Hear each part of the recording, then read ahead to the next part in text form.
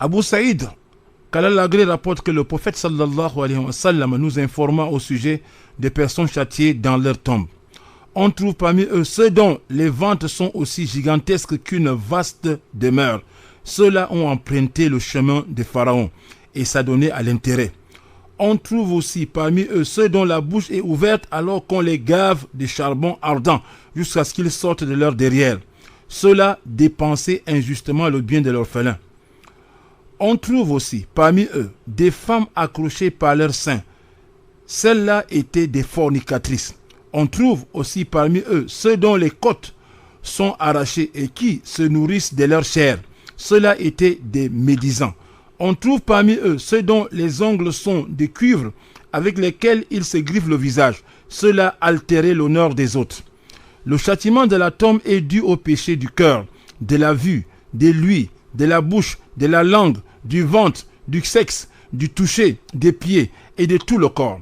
Sont concernés par ce châtiment le calomniateur, le menteur, le médisant, celui qui pratique le faux témoignage, celui qui accuse injustement les vertueux, celui qui crée le désordre, celui qui appelle à l'innovation, bid'a, ceux qui construisent les mosquées sur les tombes, sur lesquelles ils allument des lampes et des bougies, ceux qui fraudent alors que pour eux-mêmes, ils prennent la pleine mesure et lorsqu'ils mesurent pour les autres et échangent leurs produits, ils trichent.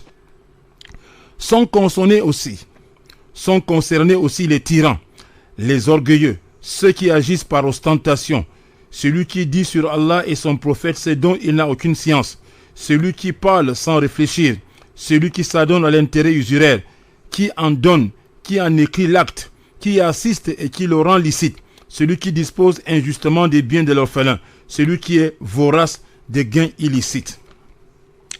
Comme la corruption entre autres, et celui qui dispose injustement des biens de son frère musulman, ou les biens de celui à qui on a garanti la sécurité, celui qui s'adonne aux boissons alcoolisées, le fornicateur, l'homosexuel, le voleur, le trompeur, le traître, l'imposteur, le perfide, le magicien, et celui qui triche pour éviter les obligations d'Allah et pour appliquer ses interdits. Celui qui offense les musulmans et qui cherche à connaître leurs affaires personnelles. Le dirigeant qui gouverne avec une loi autre que celle d'Allah.